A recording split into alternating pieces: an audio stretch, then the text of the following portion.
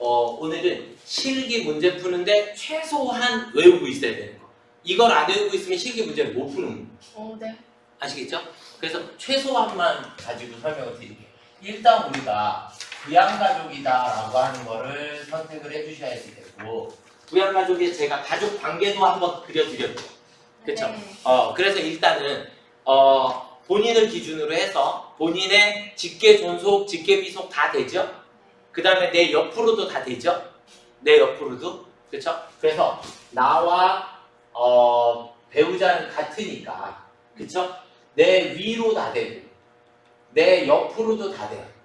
그렇죠? 내 아래로도 다 되고. 맞나요? 이게 일단 기본. 아래를 직계 비속이라는 거고 위에를 직계 존속이라고 그러는 거고. 절대 안 되는 건 이 위에서 옆으로 간 거 안 되고. 그쵸? 네, 부모님들의 형제는 안 된다. 그 다음에 내 형제자매는 되는데 형제자매의 배우자 안 되고 자녀도 안 된다. 아시겠죠? 배우자, 자녀 안 된다. 아시겠죠? 그 다음에 내 직계 비속은 다 되는데 내 직계 비속은 구분하셔야 되는 게 모두 장애인인 경우. 네. 모두 장애인인 경우. 그러니까 직계 비속의 배우자가 모두 장애인이면 되고 모두가 아니면 안 된다. 아시겠죠? 네. 직계 비속의 배우. 이렇게 적어도 무슨 말인지 다 알아들으시죠? 네. 그래서 직계 비속의 배우자는 내 직계 비속도 장애인이고 그 배우자도 장애인인 경우에만 된다. 아시겠죠?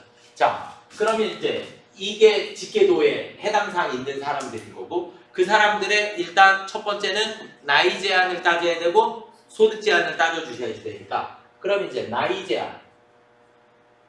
나이 제한은 우리가 세법상 나이라 그랬어요. 그쵸? 그래서 세법상 나이를 기준으로 하되, 세법상 나이는 어떻게 계산해요? 귀속연도에서 마이너스 출생연도를 빼주시면 되죠. 그쵸? 그 나이가 몇 세 이상? 60세 이상이거나 20세 이하여야 한다. 이해되셨죠? 네. 그리고 나이 제한을 받지 않는 사람이 두 사람. 배우자와 장애인은 나이 제한이 없다. 아시겠죠? 나이 제한을 받지 않는다.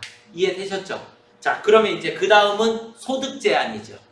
이제 소득 제한. 소득 제한 때문에 외우셔야지 돼요. 이거는 방법이 없어요. 그래도 전국에서 최대 짧게 제가 적어드렸잖아요. 그쵸? 전국에서. 네. 그래서 최소한 외우고 계셔야지 될 부분들만 정리를 해드린 거니까, 소득 제한에서는 우리가 일단 소득 금액 얼마요? 아니요. 그냥 소득 금액이다라고 얘기하면 100만 원이 기준이에요. 100만 원 이하여야 한다. 아시겠죠? 그리고 우리는 소득이라는 말에서 마이너스 뭐를 빼요? 공제를 빼고 비과세, 분리과세, 또 마지막 필요경비를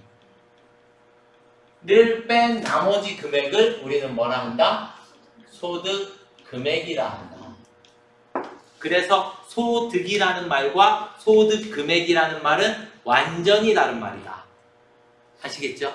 그러니까 어떤 소득이냐에 따라서 공제가 있는 것도 있고 없는 것도 있고 비과세가 있는 것도 있고 없는 것도 있고 이거 다 틀려요. 그죠? 근데 그냥 토탈해서 이렇게 암기를 하시면 될 것 같고요. 그 다음에 소득 우리가 순서 어떻게 외우시라고 그랬죠? 근, 연, 기, 이, 배, 사. 퇴, 양. 이렇게 됐나요? 제가 이 순서대로 외우라고 한 이유는 결손금 공제하는 순서예요.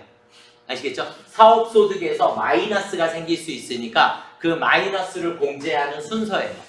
아시겠죠? 그렇게 해서 이해하시면 되겠고, 우리가 근로소득만 있는 경우, 근로소득만 있는 경우는 우리가 근로소득을 기준으로 했을 때 얼마? 500만 원. 500만 원 이하이면 내 부양가족이 될 수 있다. 근로소득 500만 원이란 얘기는 근로소득 금액을 기준으로 150만 원이란 얘기와 같다. 이해가 되셨죠? 자, 그 다음 두 번째가 연금소득인데 연금소득은 다시 두 가지. 뭐랑 뭐가 있어요? 네. 공적연금이 있고 사적연금이 있어요. 연금은 연금소득을 기준으로 합니다. 아시겠죠? 어떤 건 소득이고 어떤 건 소득 금액이니까 이걸 구분을 조금 잘 하셔야 돼요. 그래서 연금소득의 공적연금은 얼마까지? 516만 원 이하이면 내 부양가족이 될 수 있고요. 사적연금은 1200만 원 이하이면 선택적 분리과세가 가능해요. 그래서 분리과세를 선택할 수 있기 때문에 내 부양가족이 될 수 있다. 그래서 얘를 우리는 선택적 분리과세.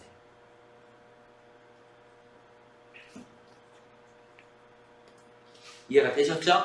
자, 그 다음에 기타 소득은 기타 소득 금액을 기준으로 그래서 기타 소득에서는 우리가 필요 경비를 몇 프로 인정한다? 60%. 아시겠죠? 다 60%는 아니에요. 다 60%는 아닌데 일반적으로 60%는 알고 계셔야 문제를 쉽게 풀어내실 수 있다. 아시겠죠? 나머지 경우의 수가 나오면 뭐 그것까지 어떻게 할 수가 없다. 아니면 여러분들이 책에 있는 걸 다 외우셔야 한다. 이 얘기예요. 아시겠죠? 그래서 기타 소득 금액은 기타 소득 금액 얼마예요? 300만 원 이하이면 기타 소득 금액 300만 원 이하이면 얘도 선택적 분리과세가 가능하다. 이해가 되셨죠? 아시겠나요? 네, 그렇게 해서 이해하시면 되겠고 이자 소득하고 배당 소득 이자 배당을 우리는 묶어서 무슨 소득? 금융소득. 금융소득이라고 해요. 얘도 소득 금액이 아니라 금융소득. 소득이 얼마다? 2,000원. 네, 2천만 원 이하이면 분리과세다. 그래서 내 부양가족이 될 수 있다. 아시겠죠? 사업소득은 이제 사업소득, 퇴직소득, 양도소득 얘네들은 전부 다 100만 원을 기준으로 한다. 100만 원 이하여야 내 부양가족이 될 수 있다. 사업소득은 또 뭐를 인정한다? 필요경비를 인정한다. 아, 그래서 필요경비를 인정하는 게 우리 몇 개 소득이 있다? 2개. 네. 기타 소득과 사업소득만 필요경비를 인정을 한다. 이해되시죠? 자, 우리가 여기서 이렇게 자르실 수 있고 여기 위에 요만큼은 무슨 소득? 종합소득이라고 얘기를 하는 거고 얘네들을 따로따로 해서 우리는 세 개로 뭐 했다? 분류과세한다. 맞죠? 그래서 종합소득과 퇴직소득과 양도소득은 서로 합산하지 아니하는 분류과세이다. 사업까지 분류소득하실 거예요? 사업은 종합에 들어가는 거예요. 네. 알겠죠? 이해가 되셨나요?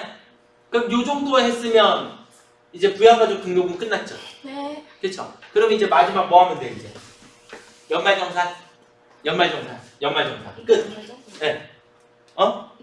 아니야, 이거는 사원 등록하는데 내 부양가족으로 늘까 말까를 결정할 때 쓰는 거야 지금 얘는. 알겠죠? 그래서 내 배우자가 어떤 소득이 있는지가 모르니까 문제상에서 각각의 소득들이 막 나오면 이 소득이 되는지 안 되는지 여부를 판단해야 되니까. 공제요. 부양가족에다가 등록할 때 쓰는 거예요. 알겠죠? 아, 큰일 나네. 자, 그 다음은 연말정산이에요. 연말정산.